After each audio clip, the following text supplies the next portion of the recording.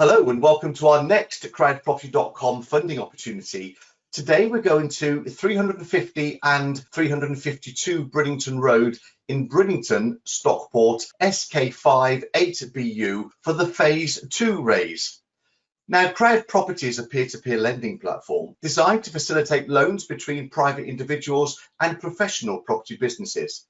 CrowdProperty is authorised and regulated by the Financial Conduct Authority under permission number 723959. CrowdProperty is not covered by the Financial Services Compensation Scheme. There are risks with any loans you make, and just like all peer-to-peer lending, your capital is at risk. CrowdProperty endeavours to protect all lenders. This is done by registering the legal first charge against the property project.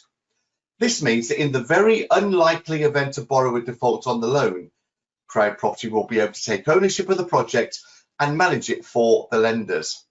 So the borrower on this project is M. Kenny Properties Limited.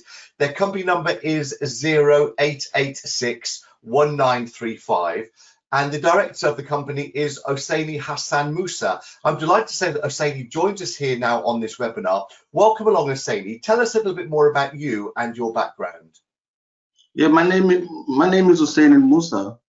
Yeah, I live in Manchester for over many years now. Yeah, I'm a property developer, and I have 8 years experience within the property investment and wealth management sector. I have a strong property portfolio. We are refurbish and renovating resident units in Manchester, Oldham and Bolton region. And I recently developed 6 units and 4-bedroom terrace housing units in Manchester, N436UA.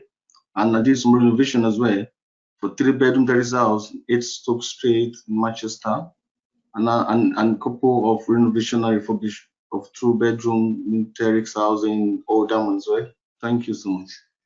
And you brought on a great team as well, haven't you? Yeah, I have some great team on the project. I mean, my builder name, Javad Equivalent, is from HNI Construction, based in Stoke, Stoke-on-Trent. I'm architect in Barry Tang, and my structural engineer is Fayal Raja. They're very good professional people, and they're working on the project from the beginning to the start. So let's have a look a little bit closer then at this project. It's phase 2 of a 2-phase raise. CrowdProperty has agreed a total loan facility of £750,000. That's to develop a new build site in Stockport near Manchester. The interest rate on this project is 8% per annum. It's rolled up and paid at expiry. The phase 1 raise was for £210,000, and that loan commenced on the 18th of February 2020. This phase 2 is for £540,000. So this plan has been granted to build 6 new buildings on a plot of open land which is close to Stockport. Tell us a little bit more about Brinnington. Yeah, Brinnington is a town in Stockport. Stockport is a very large town in Greater Manchester, 7 miles in southeast of Manchester city centre. The city is close to junction 25 of the M6 and it's A560, which is an entry road leading from Stockport on the M6, forming the Manchester Outer Ring Road. The M6 provide access to M56, M62 and M6, which make all parts of UK major motorway network. Stockport had a population of 136,000 people in 2019. Manchester Airport is situated 9 miles southwest, where both national and international flights are accessible. Stockport train station is suitable some 3 miles southwest with 3-hour train service to London Euston 2 hours. Planning reference is DC/072570. The site's former use was a B1 use class with the new consent to develop these 6 new houses currently in mid-build.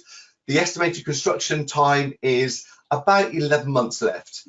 The maximum loan term was 18 months from February 2020. The project is already first charge secured, and then the borrower intends to sell the residential units once they're completed. Here is the location plan. So you can see on the left the CrowdProperty flag pointing towards Stockport, and where Brinnington is on the right hand side. You see that in a little bit more closer detail. So a little bit more about the location then. It's currently open land, largely surrounded by semi-detached residential dwellings. It's largely made up of that residential property with some commercial uses, including stores such as B&M Bargains. The property also situated directly adjacent to that Salisbury Club. That's a bar and restaurant situated on Truro Avenue and the junction with Brinnington Road. Lots of local schools, as you would imagine, nearby. And the Stockport Metropolitan Borough Council, they've embarked on an ambitious regeneration scheme, which is known as the Future Stockport. And so since 2015, the plan is to bring more than 3,000 residents into the centre of the town. So that's going to revitalise its residential property and retail markets in a similar fashion to the nearby city of Manchester. Let's look a little bit more then at this development, if we can. Talk us through what we're going to have here, Asani. Yeah, we're going to have 4 bedrooms semi-detached. Internal, each property will consist of the ground floor and the lounge and open plan kitchen, and dining with a separate WC, 3-bedroom at the first floor, and a further bedroom on ensuite on the story edge to the top of each property. The property will have brick and stone elevation and sit under the pitch tiled roof with a double glazed window and rear partial doors. Each property will have 2 allocated car park spaces, some of which are located adjacent to the plot 6 and other along access road from Brinnington Road to the property. The rear garden of each property will differ slightly inside, with plot 6 having largest of the 6 gardens. The property will also set back from Brinnington Road. The 6 units comprise a total of 6,400 square foot floor area, is 1,075 square feet each. Each unit estimated GDV 225,000. So that means the total GDV, the gross development value for all of the units together, is £1.35 million with vacant possession. On the right, we can see a site plan there and a computer-generated image on the bottom right. I've got some more images to share here. So this is also the proposed front of the plan that you can see with the properties going in through that driveway leading into the properties, and then you can see the rear gardens on the right hand side of your screen. But of course, that's the computer generated image. It didn't start off like that. Here are the photographs of the site prior to commencement of work on site. We see the access going in to lead on to the existing properties that are on the adjacent street at the back there. Here are photographs of the site. This was the day the independent monitoring surveyor went to look at the property in June. Just talk us through the different properties on here, please, Asani. The first floor and the first 2 semi-detached, the 3 units of them. The 2 units, we finished the bricks work now. We're doing the roof now. And the 3rd one is on DPC level. The independent monitoring surveyor went out on the 22nd of June. This is the report they found. So the works are about 8 weeks behind schedule because of the current climate, but works have recommenced, and that was on the 8th of May 2020. The new completion of the works date now expected to be December 2020. Construction costs overruns amount to £56,000, with the additional costs incurred in the ground, tree and soil removal and other associated fees. There is sufficient headroom, though, in the loan facility to cover these cost overruns. The independent monitoring surveyor validated the £102,000 as costs incurred at the date of the inspection. CrowdProperty then released £70,000, with the borrower making up the shortfall from his own resources. Progress on site at the time of the inspection was as follows. On plot 1 and plot 2, the foundations were complete, the ground floor complete, brick and block work to the 2nd floor.